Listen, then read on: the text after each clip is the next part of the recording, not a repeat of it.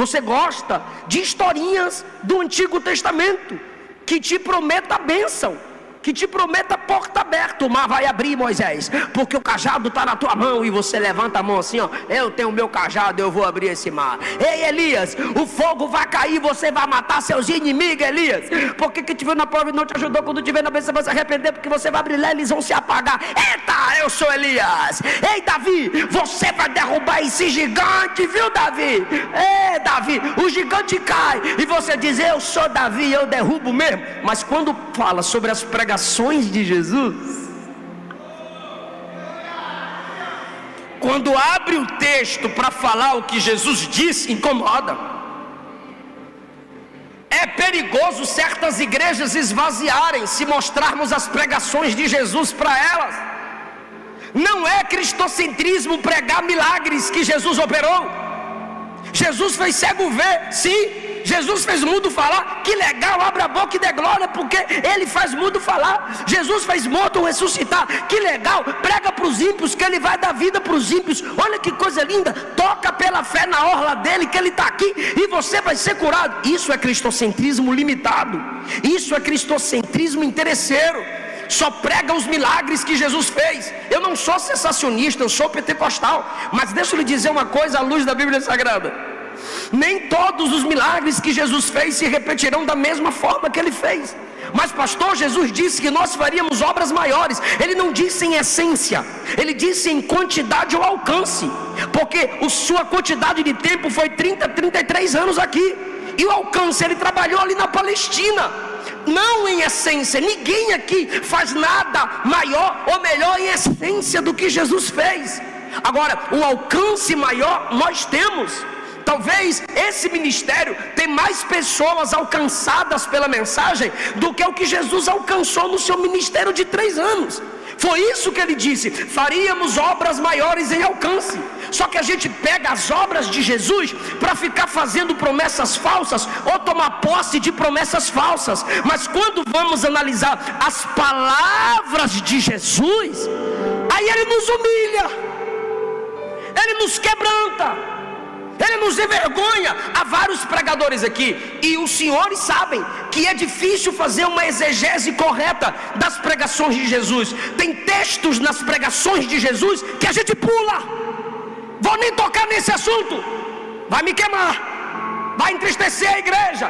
E essa geraçãozinha Nutella, que Jesus é amor, Jesus é amor. Deixa eu te dar um recado: o pregador que mais pregou sobre inferno foi Jesus de Nazaré. É melhor, disse Jesus, você entrar na vida faltando um membro do teu corpo. Então, se teu olho te faz pecar, arranca. Se tua mão te faz pecar, arranca. Se teu pé te faz pecar, arranca. É melhor entrar na vida faltando um membro do corpo do que ir para o inferno com o corpo inteiro. Sabe quem disse isso? O amor, Jesus. Sabe outra coisa, o que o amor disse? Não tenha medo do homem que só pode matar o seu corpo, mas tenha medo de Deus, que mata o corpo e destrói a alma no inferno. Sabe quem disse isso? O amor. Sabe o que Jesus disse? Quem amar pai, mãe, irmãos, irmãs acima de mim, não é digno de mim. Enquanto a gente fica atrás de gente rica, mais vale o envelope ou a mão no bolso do que o caráter. Jesus olhou para um jovem rico e disse: me segue. Ele disse: eu não vou abrir mão da minha riqueza para te seguir. Jesus olhou e disse: é mais fácil um camelo passar no fundo da agulha do que você entrar no meu reino. E não adianta inventar que era camelo entrando no buraco em Jerusalém. Mentira, não tem base histórica para isso. O que Jesus estava dizendo era: sem renúncia você não entra no meu reino. Sem renúncia você não entra no meu evangelho. Ai, Jesus não envergonha ninguém. Foi ele que olhou para Pedro e disse: para trás de mim, Satanás. Jesus perdoou a mulher adúltera, perdoou, mas também disse: vai, não peca mais não. Foi ele que olhou para o cego lá no templo, em João capítulo 9, depois que encontrou o cego depois de curado, e disse: se você continuar na prática do pecado, vai te acontecer coisa pior. João capítulo 5, depois que cura o paralítico, ele vai ao homem e o exorta a não viver na prática do pecado. Que Jesus é esse? que essa geração conhece. Judas pensou que ia continuar enganando o colégio apostólico.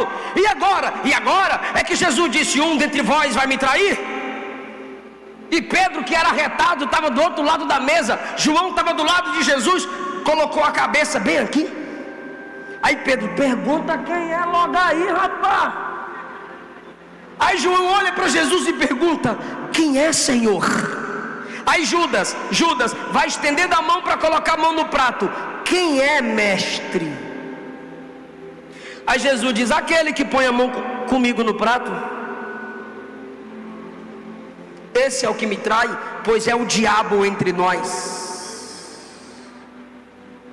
As pregações de Jesus sobre família, as pregações de Jesus sobre o reino, as pregações de Jesus sobre o inferno.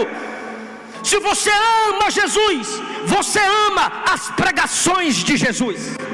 Se você despreza as pregações de Jesus, você não tem comunhão com as palavras de Cristo, nem com Cristo da palavra. Se você ama Cristo, você vai amar o que Cristo disse. Mateus capítulos 5 a 7, Jesus ensina sobre verdadeira felicidade, verdadeira religião e a prioridade do reino. E quais são as prioridades em Mateus 5 a 7? Mateus 5, primeiro se reconcilia com teu irmão. Mateus 6, primeiro busca meu reino, e estas coisas, não é todas as coisas, são estas coisas, vos serão acrescentadas. Quais são estas coisas? Comer, beber e vestir. Mateus capítulo 7, qual é a prioridade? Primeiro, tira a trave do teu olho, para jogar o cisco no olho do teu irmão. Ele não está mandando parar de julgar, ele está falando: julgue quando você não comete no secreto o pecado que você denuncia no outro publicamente. Se você tem comunhão com Cristo, você terá prazer nas palavras de Cristo. João 6:68, Jesus pregou um sermão duro, e o texto diz: muitos discípulos o abandonavam. Ele olhou para os seus mais achegados e perguntou: vocês também não vão me deixar, não? Aproveita e desvia, já que a multidão está desviando. Pedro olhou para Jesus e disse: para quem iremos nós? Só tu tens a palavra de vida eterna.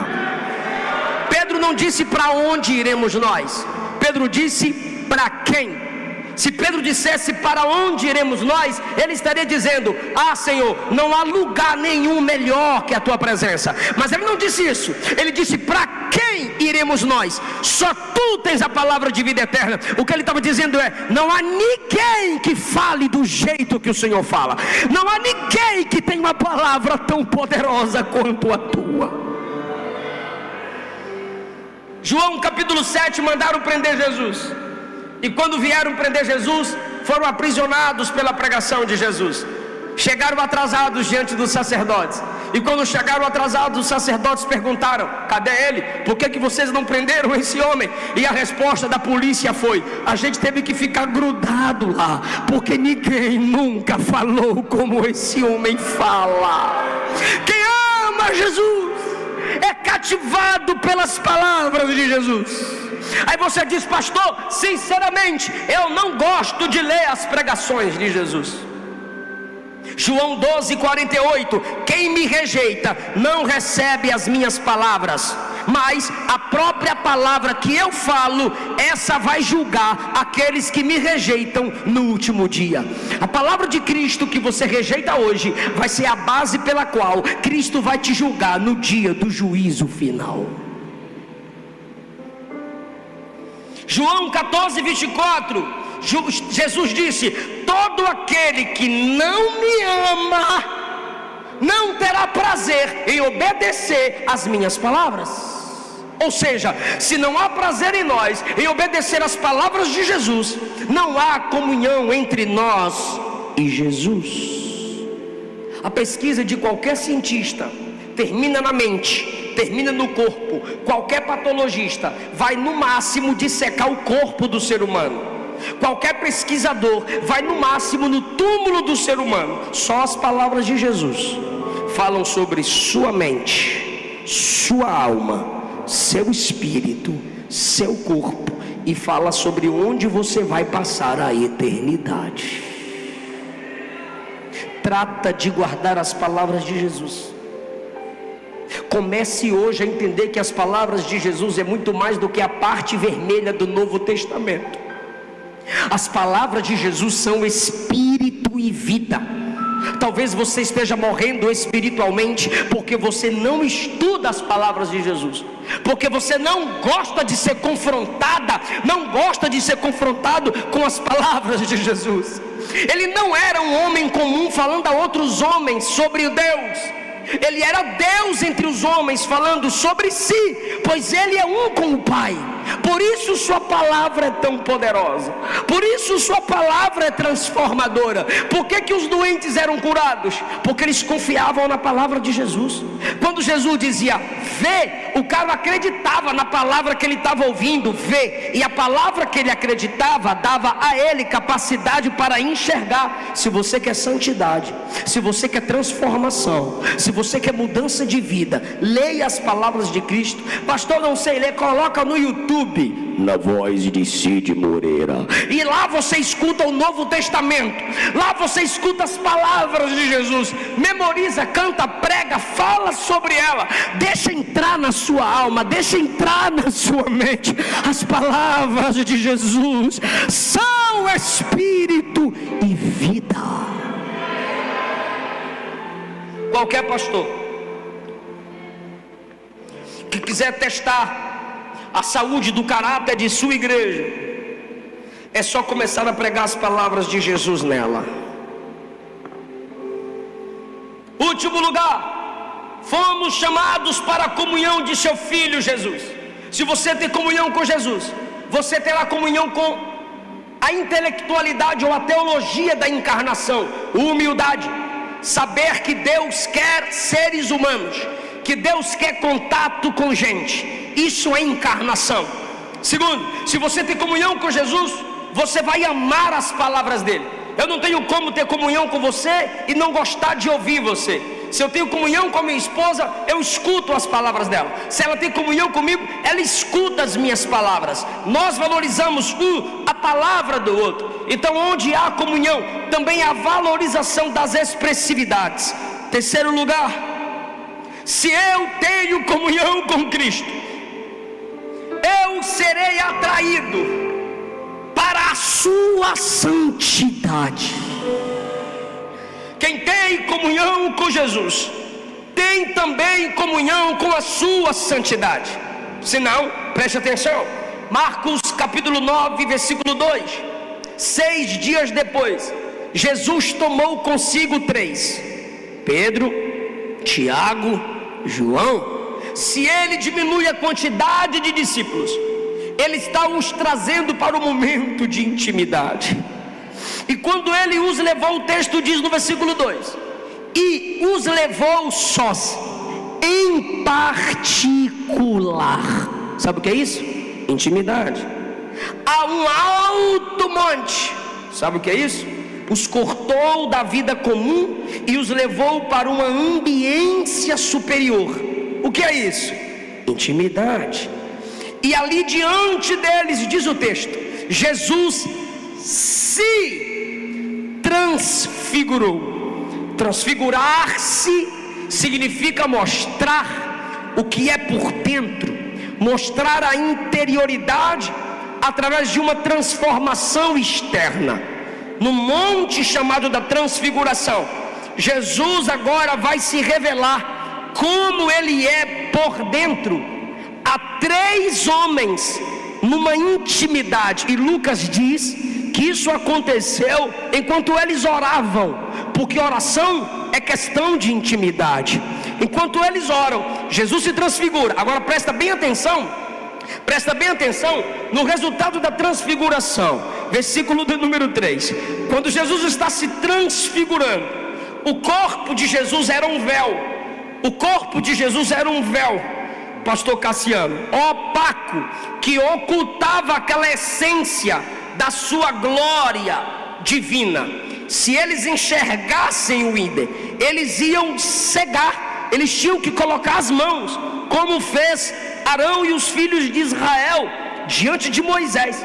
Mas como já disse o apóstolo aqui, nós não somos covardes como Moisés, que a glória era transitória e ele continuou com a capa, com o manto sobre o rosto, com a máscara, mesmo quando a glória já tinha acabado. Não, Moisés vai até aparecer aqui, só que a glória em Jesus vai ser maior do que a glória em Moisés. E quando Jesus começa a se transfigurar, o versículo 3 diz: suas vestes tornaram-se resplandecentes. Se transfigurar, mostrar o que é por dentro, e as vestes estão resplandecentes, isso quer dizer que em essência Jesus é luz, e onde houver luz não há treva alguma. Olha o drama que Marcos faz. Se transfigurou e as vestes ficaram resplandecentes. Aí você diz: ah, entendi, ele é luz. Aí Marcos continua: extremamente brancas. Aí você diz: opa, então as vestes ficaram brancas, ele é puro. Aí Marcos continua: tão brancas como a neve. Marcos está procurando palavras para mostrar a pureza de Cristo.